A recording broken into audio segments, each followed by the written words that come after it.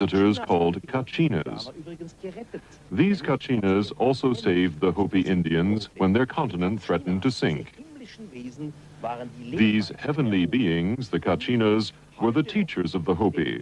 And even today, the Hopi Indians make figures of the Kachinas for the younger generations, so that no one should forget the visit of their original teachers from outer space. And even today, the Hopi are convinced that one day the Kachinas will come again.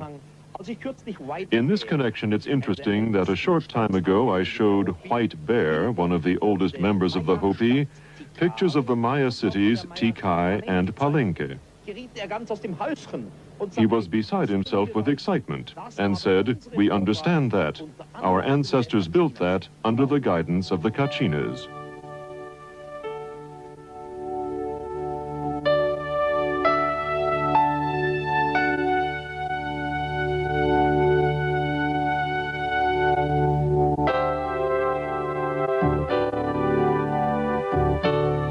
The great energy source of the cosmos can be extracted and focused to form a very potent electrical and magnetic power form. It is a power of great destructive potential, and the ability to control it can only be given to those of higher understanding and achievement. Such power sources were built into the Great Pyramids by another race thousands of years ago, when they needed recharging facilities for their spacecraft while on reconnaissance flights around the universe. The units were built within the protective framework of the pyramids to protect them from discovery. As the world focuses on the mystery of the Egyptian temples, our space probes have located similar strange pyramids on Mars. We have the very mysterious structures on Mars, pyramids, and particularly the large humanoid face looking into the Martian sky. All the investigations on Mars with the Viking probes show quite clearly that Mars has been in the past different. The physical makeup points to an ecological system. And the pyramids, again, really make quite clear that they cannot be possibly natural structures. I really believe that they are artificial structures. The human or humanoid face on Mars shows that if there have been visitors in the past, a long time ago, then they were humanoid. The readings of the early Bible told many stories of Earth being visited by heavenly teachers on blazing chariots who gave information of great wisdom. They told of how they had always been in the sky and would return one day. This is one of the prophecies of the Bible, which was taken from the word of the visitors. How did modern man go about interpreting these holy clues?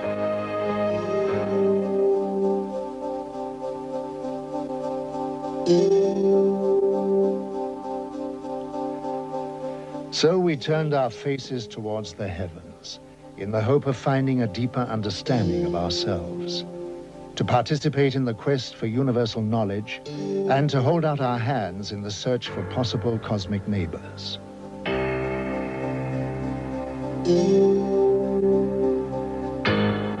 If we consider that most of the stars in the Milky Way are twice as old as our sun, 10,000 million years old, then obviously there may be highly advanced old civilizations which have developed interstellar travel. So my answer would be it is more than likely, not only possibly, but more than likely, that extraterrestrial visitors are traveling to other solar systems, other planetary systems. Thus, we really should expect extraterrestrial visitors in our solar system observing human civilization. As fantastic as this may seem, photographs of unknown flying craft, known as UFOs, have been taken around the world, captivating the public's attention for decades. This photograph was taken in 1978 in Brazil. This was photographed in Switzerland in 1975. These two UFOs were also photographed in Switzerland in 1975. This was taken in 1971 in Austria. This one was seen in 1987 in Canada. This UFO was photographed in Germany in 1977. This was taken in Colombia in 1971. This photograph of a shiny silver object was taken in North Charleston, South Carolina in 1980. Yet another photograph from Switzerland taken in 1975. This UFO with a cloud-like vapor was taken in 1974 in Denmark. This UFO was sighted in 1977 in Uruguay. A UFO in Indonesia, photographed in 1974. These three luminous flying objects were photographed in Barcelona, Spain in 1978. Every year, increasing numbers of UFO photographs are being taken by witnesses from around the world, giving growing evidence of extraterrestrial visitors. In 1946, George Adamski, a professor of philosophy, using his cine camera, took the first moving pictures of alien spacecraft. This film shows the strange flight pattern of these machines. This picture shows three balls beneath the craft serving as condensers for static electricity. This film, also taken by Adamski, shows a telemeter disc, described as being a very small but highly technical reconnaissance craft. Adamski was an amateur astronomer who had a 6-inch telescope on the slopes of Mount Palomar. In 1946, he observed a huge cigar-shaped UFO and was astounded to see many smaller UFOs emerge from the mother craft. He was able to take a series of photographs of this amazing sight.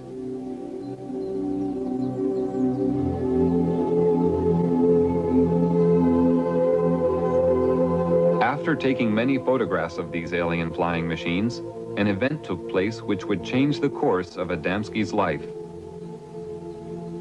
On November 20th, 1952, he had his first contact with a human-looking alien visitor.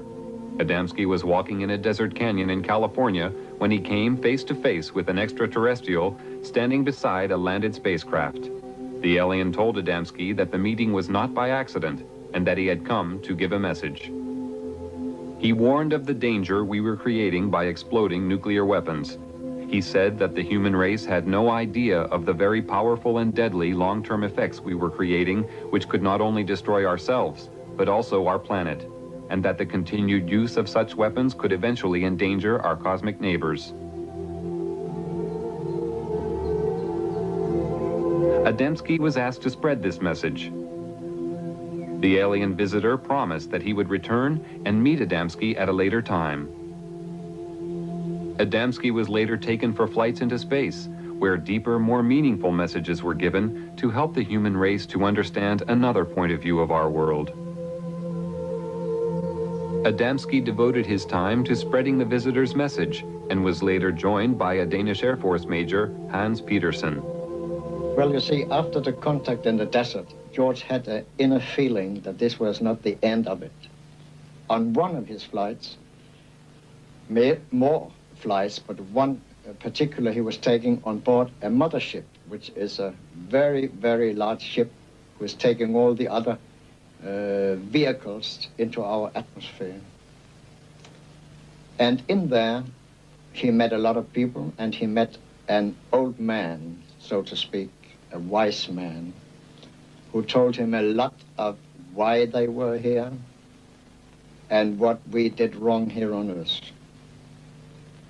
And after these experiences, George wrote a book, Inside the Spaceships.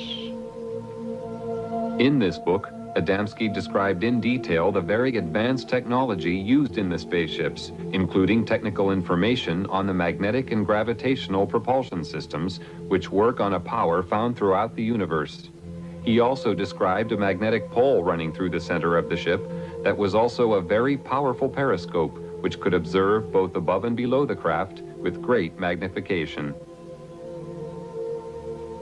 Adamski's alien friends gave him a pendant to wear around his neck and was told it would increase his telepathic abilities and enable him to maintain contact with them. Another witness who was truly shattered by his experience when he saw and photographed a UFO was Dr. Daniel Fry. Dr. Fry was a rocket engineer and the head of a scientific team employed by the American government at the White Sands Missile Proving Grounds in New Mexico when he took these films and photographs. On July 4th, 1949, Dr. Fry was contacted by alien visitors for the first time. They informed him that mankind lives in danger of total self-destruction through means it had created itself, and that Earth technology was advancing faster than man's ability to control himself. He was told that peace was the automatic byproduct of understanding between man and race and race. Also that the understanding of fellow human beings was the key to building a united world.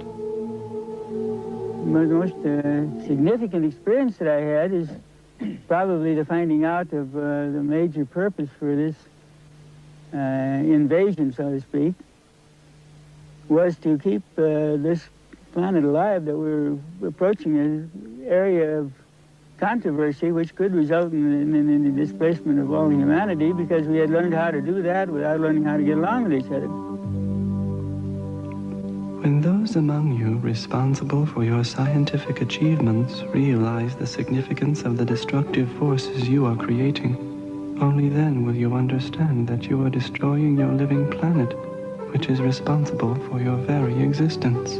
We are here to advise, guide, and encourage you to turn your eyes towards the creation of a planet of peace and understanding, where your invention and universal ability coexist with the creative force of the cosmos. We are your brothers of the Galactic Federation, who wish only to have you by our side. We cannot join you until your thoughts turn from self-destruction to the eternal law of universal knowledge and understanding. We rushed outside, and there came a spaceship sailing, passing us, making a curve, going down south and coming in from the south, passing over our heads and disappearing to the north. And 1 hour later, it came back and passed in low altitude, and it passed the moon, which has come up meanwhile, so you could see it was an Adamski-type saucer. I've been so close to them. I have had the telemeter dish, the small flying saucers which are making reconnaissance within 75 meters, 2 of them. I have one being disintegrated on my terrace. I have seen flying saucers, the George Adamski type, within 200 meters in front of my car. I have seen 2 flying saucers land, both cases with my wife, so I had a witness. The founder of the German UFO Society, Carl Veit, is also a publisher of UFO books. For decades, he has published books written by contactees. Many years ago, he had the foresight to realize the value of the information. There were 12 of us sitting in the garden, and the pictures were shown by this television man. And I explained them again as well as I could. And in the middle of my explanation, the baby daughter, she was the youngest member of this family, called out, "Daddy, what is that?" and pointed up. We were all looking at the screen, and then we also looked. And there, vertically above us, or nearly vertically, there was a wonderful large UFO, rather low. Of course, we were all amazed. We gazed up, we waved, and in a way gave thanks that they had come during the UFO lecture and wished to greet us, or to say, "Yes, we are here, the ones you're talking about."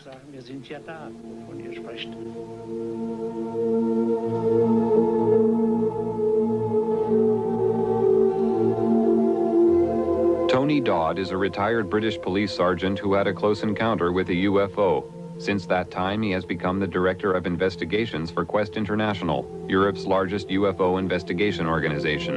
I was driving a police patrol vehicle in a remote area in Yorkshire when I saw the most amazing disc-shaped flying machine. This machine was about 100 meters off the road, above the road. It was glowing white, bright white. It had colored lights rotating around the underside of it. It had a dome on the top with what appeared to be portholes. It was going at no more than 30 kilometers per hour.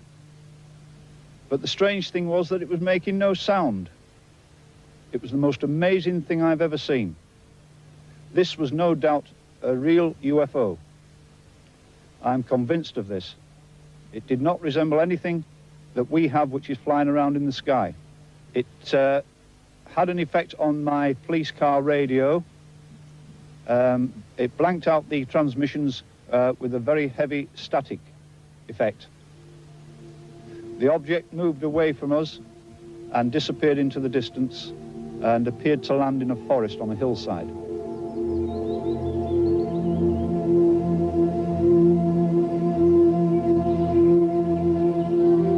George once told me that they work in all countries, all over the world. And they live among us, they have jobs. One day, George met a couple in New York on Fifth Avenue. He was looking in a shop in the window, and a couple passed him with a little boy between them. And he got this strange feeling that they were space people. And he put a thought towards them. Are you space people? Then come back. They turned around and came back and said, your thought is correct. Adamski was given insight into the purpose of his life by his extraterrestrial friends. And in this sense, all these people who have come into contact with extraterrestrial beings are confronted with these wonderful facts, and they have also had an insight into their lives. Why they are here. That's what was also said to George Adamski, that he should, so to say, be a pioneer in the field of ufology, because in the development of the human race, we now face great, higher problems. Our first face-to-face contact with a member of your race in modern times was a man called George Adamski. He was chosen because of his astronomical awareness and placid naivete, coupled with a cosmological awareness. During our contact, he was told many things which he was asked to pass on to mankind, and was forewarned of the ridicule he would be exposed to. He showed high integrity and learned quickly the significance of our intentions. He was the ideal subject for our first contact. He created a chain reaction of awareness which continues to spread at the present time. He was the first seed sown by us to open the eyes of your world. The first thing that made me realize that there was definitely something else happening was as a result of the first sighting. After this, using my policeman's mind, I used to watch in the area where I'd seen this thing. And over a period of time, I saw many more of them. And it got to a fairly regular event. And I saw them at close range. I saw them doing aerobatics, almost on occasions as if they were doing them for me, on very remote hillsides. And then on one occasion, one came past, it flew over my head. And I flashed a light at it. And this thing turned around and came back. And as it got above my head, this was only about 25 feet above the ground. It had a long light on the front of it, a long elliptical shaped light.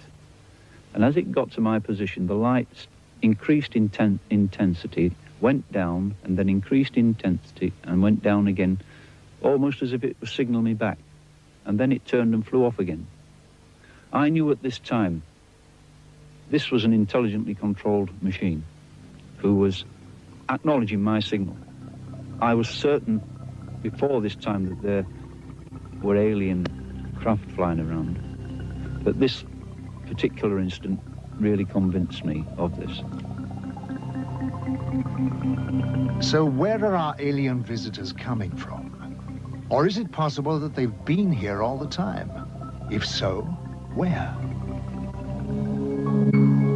Military and civil airline pilots from around the world have constantly reported having the most unusual experiences in the skies, including contact with UFOs.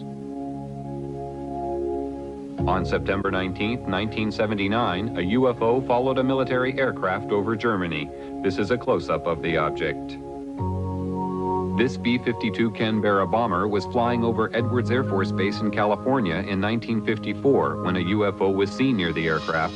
Here is a close-up of the UFO. Many pilots flying B-52 bombers reported seeing UFOs. This one was photographed at 12,000 feet in June 1966 over Utah by aircraft pilot Williams. An aircraft over Venezuela had a close encounter with a UFO. This photograph was taken from the plane. In June 1976, the British Airways Concorde was being filmed in flight when a small UFO appeared.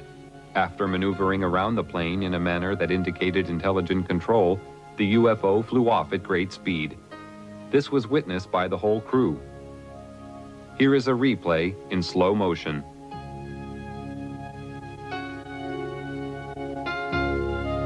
Of the hundreds of UFO sightings made by aircraft pilots every year, the most amazing one was filmed from a commercial airliner by passenger Gene Oldfield as the aircraft cruised at 9,000 feet over Stafford, England on April 2, 1966. The film clearly shows the ability of the craft to perform maneuvers and feats of acceleration far beyond our present comprehension. Here is the film again in slow motion. This was one of the early films taken of a UFO. The dramatic movement of the object showed rapid, almost instantaneous changes of speed and direction, which sparked intense curiosity and confusion among the public and scientific community. No earthly aircraft of the time could perform like this. While filming from a helicopter for the U.S. Navy on April 15, 1966, Lee Hansen, a professional photographer, shot these pictures of a flying object at Catalina Island, California. The craft, which had no wings or tail fins, was 30 feet in diameter and moving at approximately 150 miles per hour. No signs of a propulsion system were visible. This film, shot by James Waters in Colorado on July 23, 1963, shows a UFO moving across the sky at tremendous speed, followed by a second one. This is the same film at 1/12 speed. An analysis showed that no earthly aircraft could possibly fly so fast.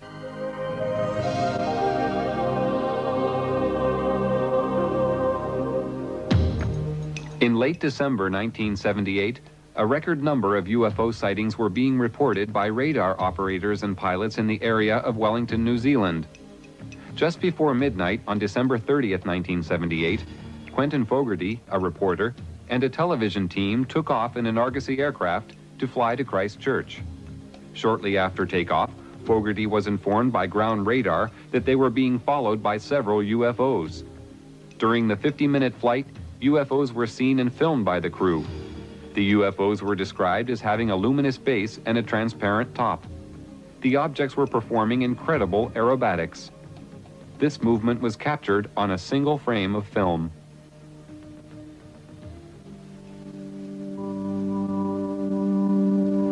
We have been present in your skies for hundreds of Earth years, but because of camouflage devices, you have been unable to observe us. Your cosmic evolution has now developed and the time has arrived for you to ascertain the existence of other life in your universe, resulting in us making our presence known to you. Our choice of contacts has been governed by their spiritual ability to comprehend our manifestations without anxiety or aggression. The movements of our vehicles in the air, which you find so strange, is due to the fact that we have overcome the force which you call inertia and can fly in any direction instantly without experiencing any form of pressure change. Our propulsion systems work on the principle of electromagnetism, where gravity is of no significance. The three spheres sometimes seen below our craft are our drive systems, but can be detached individually to function as surveillance probes. The magnetic pole within the axis of our craft has many functions. It contains periscopic lenses for high-magnitude observation and assists in the absorption of static power for recharging purposes.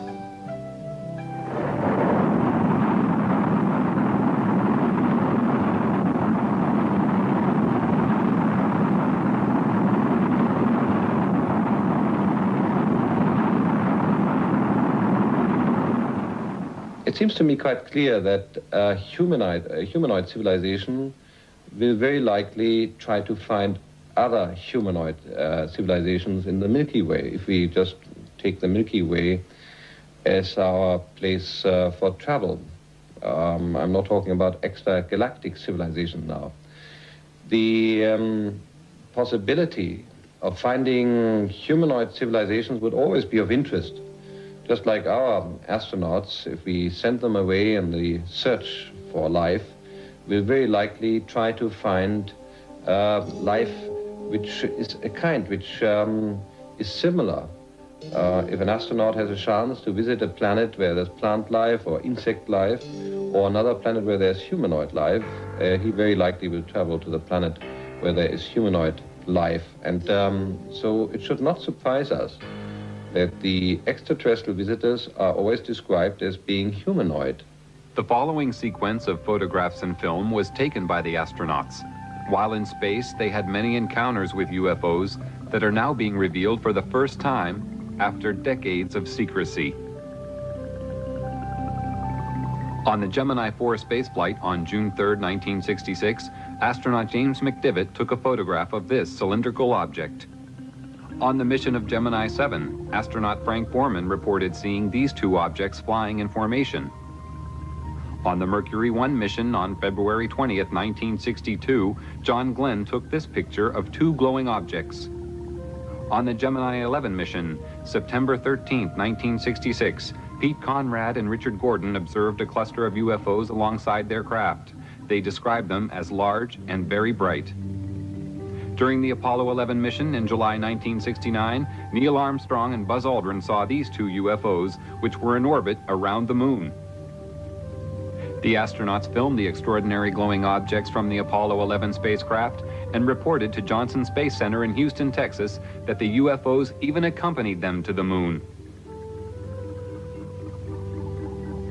Many astronauts made their own private films while on space missions. This film, shot by James McDivitt in a long sequence, shows the remarkable aerobatic ability of UFOs. The astronauts faced UFOs so regularly that they became part of their everyday life. Because of restrictions, however, they were unable to describe their encounters to the public. One of the first to break the silence is former astronaut Brian O'Leary, a professor of physics and an astronomer from Princeton University, who comes forward for the first time to speak of the reality of visitation from out of this world. What I do know from my own experience and from scientific investigations and experiments is that UFO phenomena and a range of other events are part of our reality, as incredible as they may seem. Jetzt war es dann endlich soweit. Der erste Mann war auf dem Mond gelandet. It's one small step for man, one giant leap for mankind. During their moonwalks, a giant glowing UFO hovered above their heads. While in orbit around the moon, a huge object remained in view for a considerable amount of time before it suddenly disappeared. This UFO was seen above the landing site. This cigar-shaped UFO was photographed from the orbiting space module.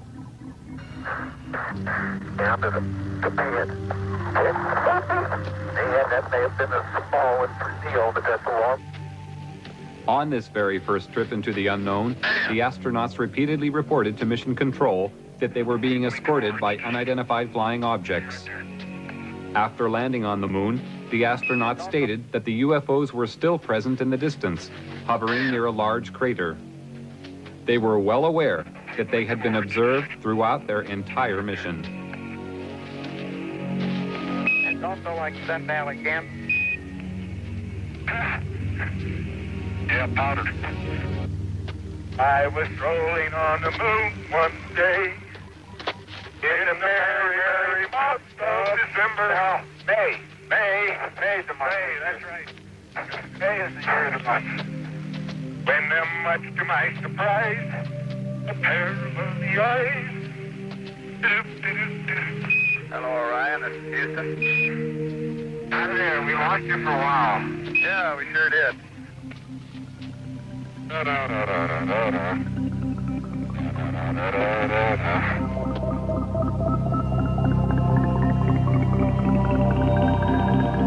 The momentous leap to the moon led to the dawning of the space age.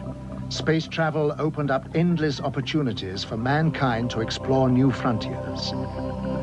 NASA's plans are already well underway for colonies to be developed on other planets, beginning with Mars. Enter the Earth's atmosphere, but on one rare occasion, this remarkable film was shot of such a ship flying at low level over Germany in 1980. The object was seen by other witnesses in a nearby village who reported seeing 3 smaller craft emerging from the larger one. They stated that the craft was at least 100 feet long. This film of a cigar-shaped mothership was taken in Rhode Island, America on June 3, 1967. The leaf effect motion of the ship is common with most sightings. Craft of this size and shape have been reported all over the world. This aerial photo was taken by Inaki Ozis while flying at 8,000 feet in February 1968. Probably the same cigar-shaped mothership was photographed in Texas 10 days later. Over the following few days, an object fitting a similar description was reported by various witnesses.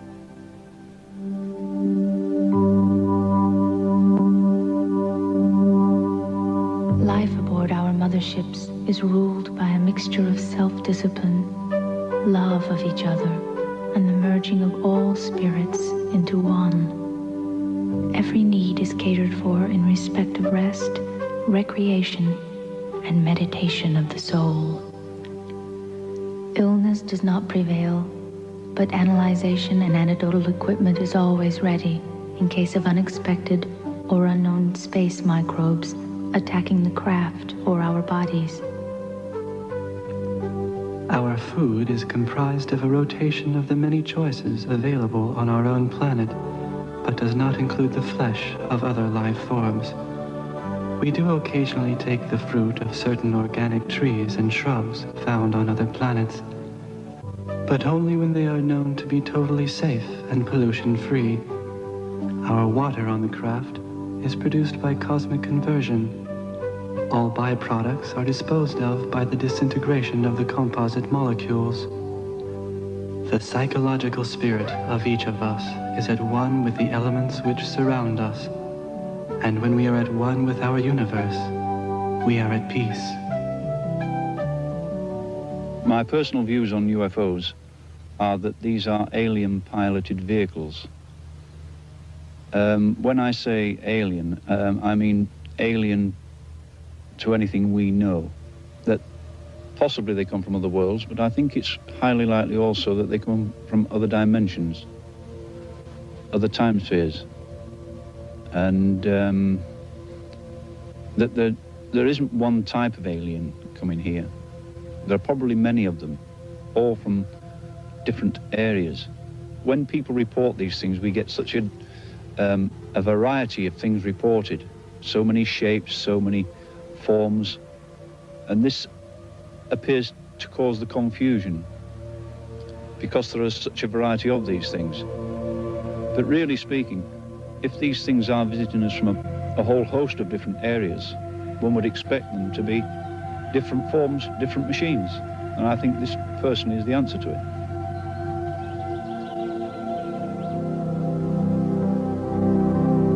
Meanwhile, we scan the skies with optical and radio telescopes of great power, which penetrate the universe for 15 billion light years, watching, listening for signs of intelligent life. Large numbers of people on Earth wait and watch in the hope that one day they may be contacted or visited by visitors from space. In Russia, a large crowd of people who had gathered to watch a famous singer being filmed saw more than they had bargained for when a UFO suddenly appeared above their heads. The camera crew quickly focused their camera on the object and recorded an aerial display that lasted several minutes.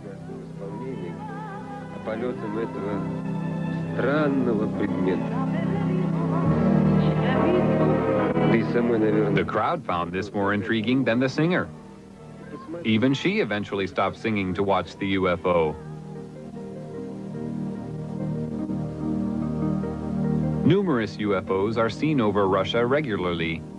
These balls of light are identical to those reported in Belgium and the rest of Europe in 1990, which attracted extensive attention on top military and civilian levels.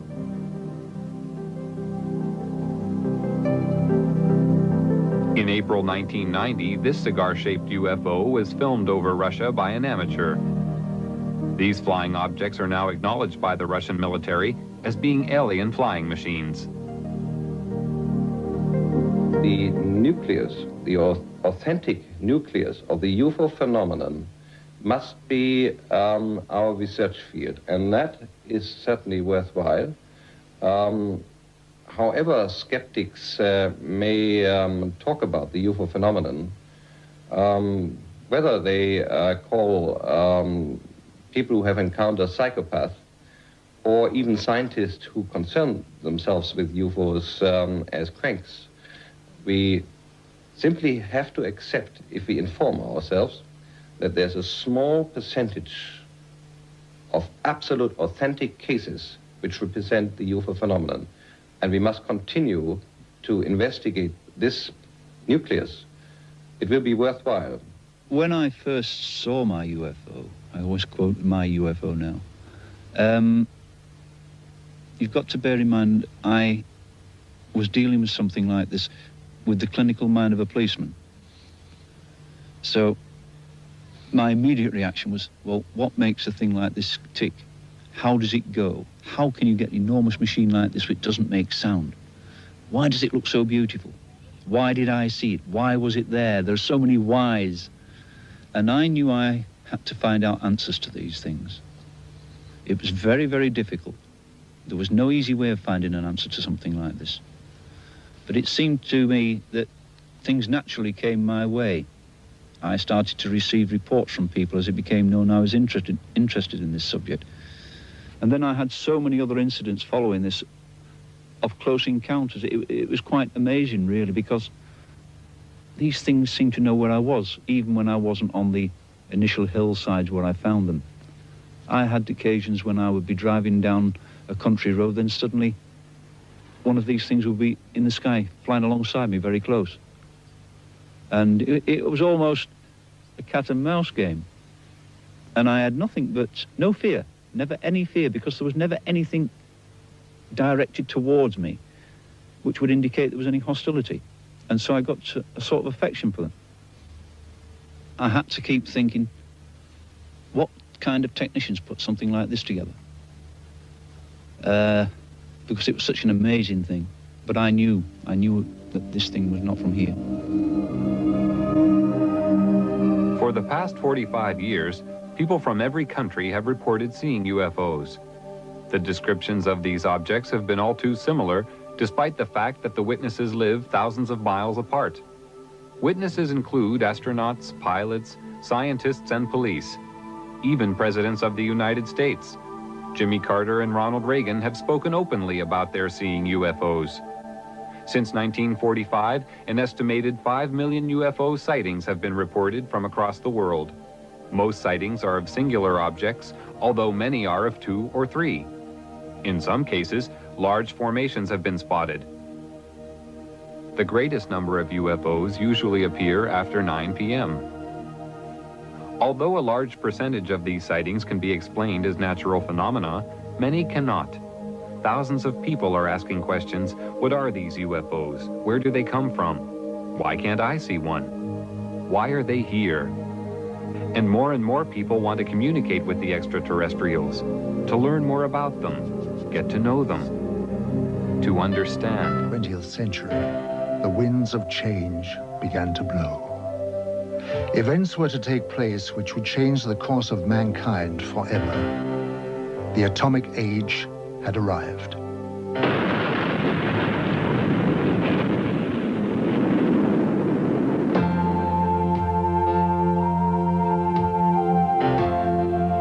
As man detonated weapons of immense power, lights started to appear in the sky in a way that suggested that something was following the course of events.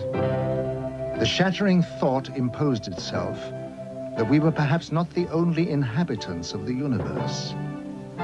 Since the beginning of civilization, we had been watching the stars, never dreaming that they, in turn, might be watching us. History was about to change.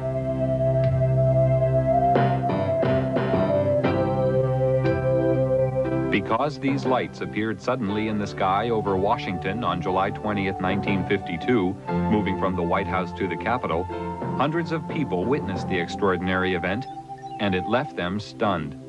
The lights instantly jumped from one position to another. They were also observed by high military officials who knew what the lights were trying to say. The public had never seen anything like this, whereas the military had already a long history of involvement with these alien visitors, but had kept it from the public. An immediate emergency meeting was called to formulate a plan to divert public attention away from the occurrences. From that day on, it was decided to place the subject under the highest classification of security. Then came the first announcement to mislead the public made by Chief of Air Intelligence, Major General John Sanford. We can say that the recent sightings are in no way connected with any secret development by any agency of the United States. From that day on, the biggest secret of the century began. How did it all start?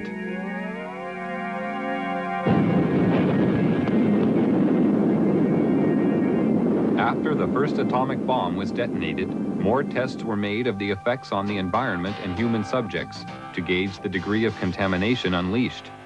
No knowledge of the devastating long-term effects existed at this time.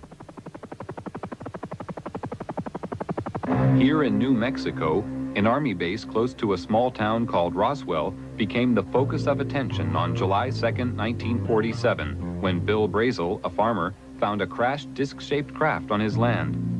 The military arrived on the scene and quickly isolated the spot when they found debris scattered over a wide area. They also found 4 dead humanoid alien bodies who had been ejected from the craft. Because of many recent UFO sightings by the military, they accepted the existence of visitors from outer space who obviously possessed a technology which was far beyond our understanding.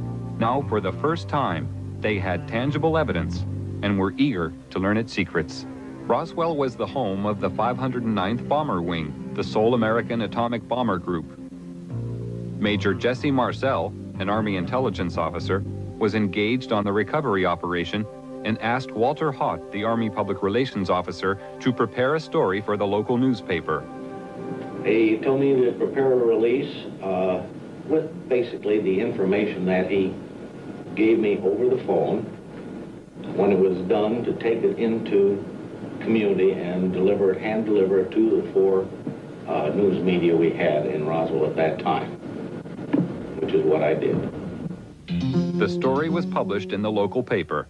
The news was also prepared to be aired by the local radio, but Judd Roberts, the radio station manager, was warned not to broadcast it. Sorry. The question that we ran into is the very next morning, some friendly person, probably from Clinton Anderson's office, called us from Washington and said, we understand that you have some information, and we want to assure you that if you release it on this matter, because it's not supposed to be released, it's very possible that your license could be in jeopardy.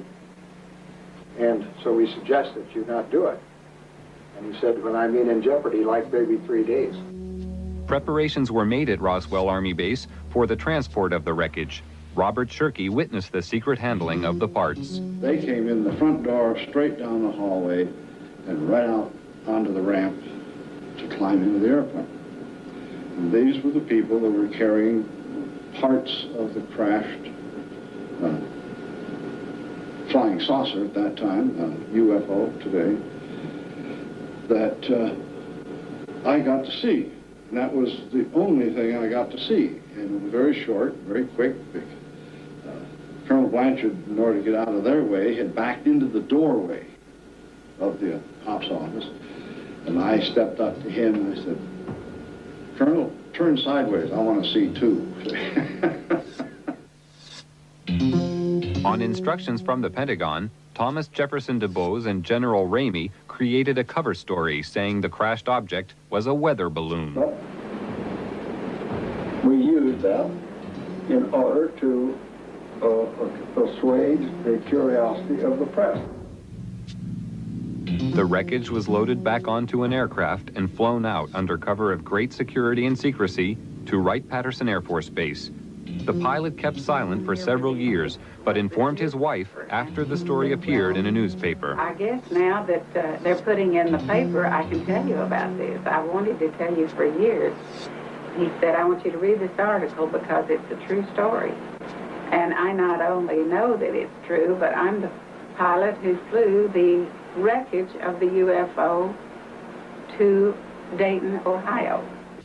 Wright-Patterson Air Force Base was considered the most technologically advanced research center in the United States. The wreckage of the Roswell crash was dismantled for analysis. The matter was considered of such importance that the orders came directly from President Truman. Under the cover of the CIA, Truman created a group called Majestic 12 for dealing with and covering up all information about UFOs. President Truman gave the task of handling UFOs only to the highest-ranking generals. After the Roswell crash, a special group of scientists was formed and facilities built to be prepared to deal with any further UFO crashes which would occur. Wendell Stevens was a lieutenant colonel in technical intelligence in the U.S. Air Force and is now a UFO investigator. Now having an extraterrestrial vehicle and some bodies in their hands, didn't know when the next one would come down, where they came from, what they were going to do about it. There were a lot of unanswered questions. And the United States was in a turmoil at the time administratively because we were shifting from a war economy and a military-industrial command structure to a civilian structure. So the military was still dominant, and they wanted to keep control of this until they knew what was happening. So they created, and remember, General Marshall was our Secretary of State at the time. He was a five-star general. These people selected certain representatives from the military-industrial complex that they controlled, generals and admirals and certain scientists that worked with the military and worked with industrial planning. These men were designated as a task force to take charge of any event that followed. And one did. Almost a year later, on the 25th of March of 1978, the next one came down, 1948, the next one did crash, and it came down under observation by radar, so that we knew where it landed at the time that it struck the ground, and a helicopter was over it in less than an hour. It reported what it observed, and the plan generated by these people from the military-industrial complex after the Roswell crash was immediately put into place.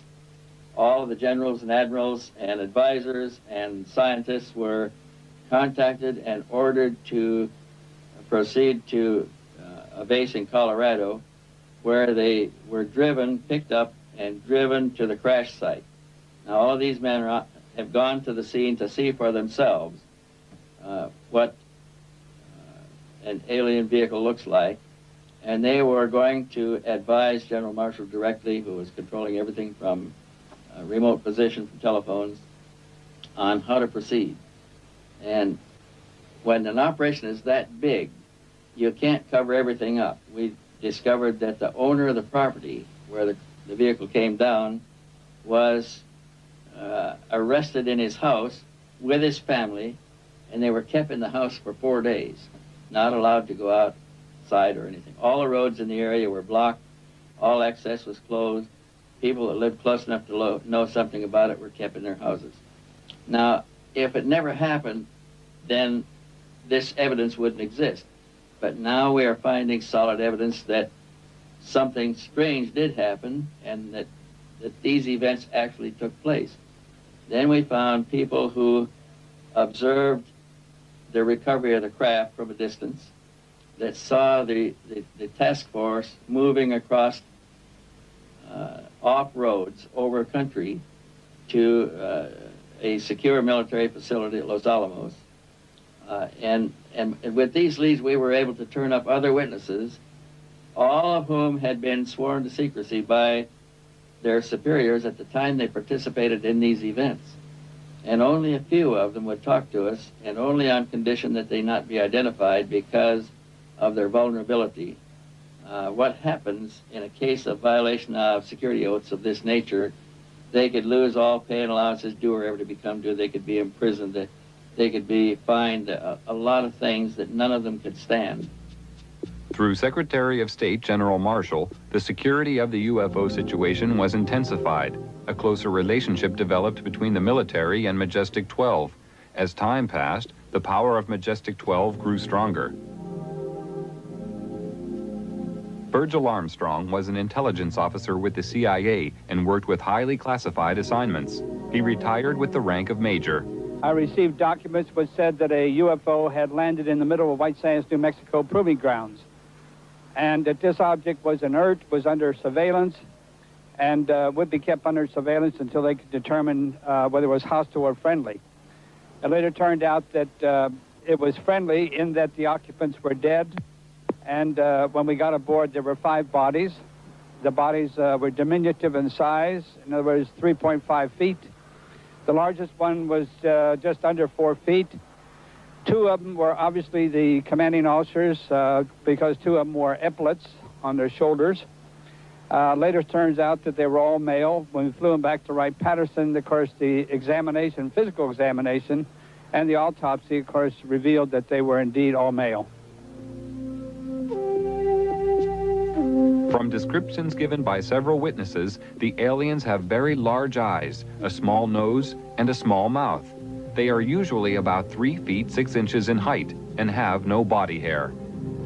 President Truman ordered a heightened level of security after the capture of a live alien from a UFO which had crashed. Because of the ever-increasing numbers of UFO sightings at the time, it was decided to create a project called Blue Book, which was designed to suppress public knowledge and create an atmosphere of ridicule around the subject of UFOs. Professor J. Allen Hynek was a professor of astronomy and an astronomical advisor to the United States Air Force on their UFO educational program. And I know the job they had. They were told not to excite the public. Don't rock the boat. And I saw it in my own eyes happen that whenever a case happened that they could explain, which is quite a few, they made point of that and let that out to the media. Things that the cases that were very difficult to explain, they would jump handsprings to keep the media away from it. For they had a job to do, to, whether rightfully or wrongly, to keep the public from getting excited.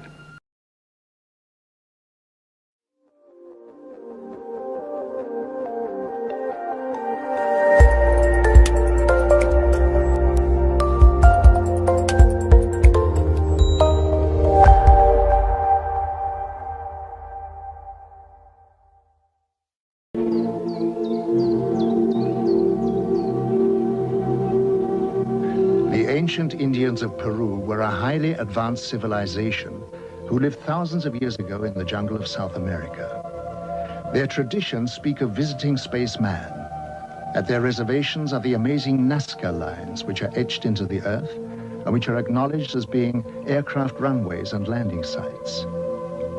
Artifacts of great age have been found which closely resemble aircraft of today.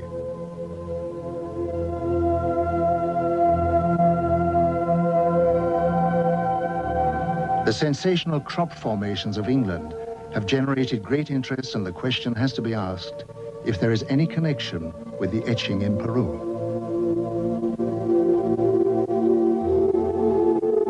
Ich kenne die Hopi-Indianer sehr gut. Sie leben heute in Arizona. Aber ihre alte Geschichte... I know the Hopi Indians very well. Today they live in Arizona. But their old traditions say that many, many thousands of years ago their home was in South America. And that at that time they were descended upon by extraterrestrial visitors called Kachinas. These Kachinas also saved the Hopi Indians when their continent threatened to sink. These heavenly beings, the Kachinas, were the teachers of the Hopi. And even today, the Hopi Indians make figures of the Kachinas for the younger generations, so that no one should forget the visit of their original teachers from outer space. And even today, the Hopi are convinced that one day the Kachinas will come again. In this connection, it's interesting that a short time ago I showed White Bear, one of the oldest members of the Hopi, pictures of the Maya cities Tikal and Palenque. He was beside himself with excitement and said, "We understand that. Our ancestors built that under the guidance of the Kachinas."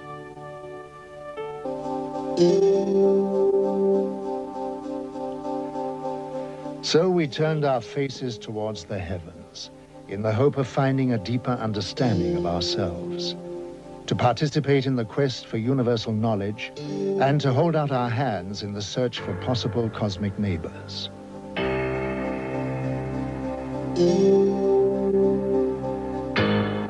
If we consider that most of the stars in the Milky Way are twice as old than our sun, 10,000 million years old, then obviously there may be highly advanced old civilizations which have developed interstellar travel. So my answer would be it is more than likely, not only possibly, but more than likely, that extraterrestrial visitors are traveling to other solar systems, other planetary systems. Thus, we really should expect extraterrestrial visitors in our solar system observing human civilization. As fantastic as this may seem, photographs of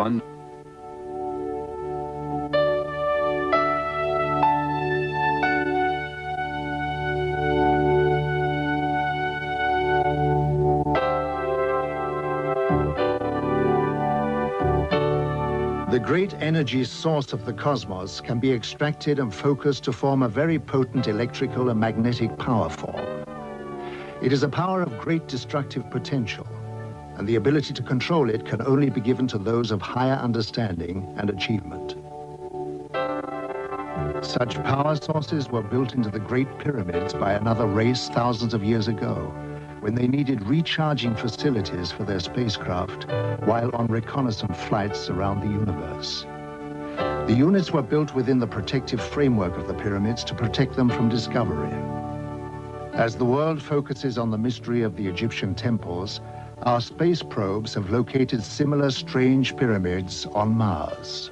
We have the very mysterious structures on Mars, pyramids, and particularly the large humanoid face looking into the Martian sky. All the investigations on Mars with the Viking probes show quite clearly that Mars has been in the past different. The physical makeup points to an ecological system.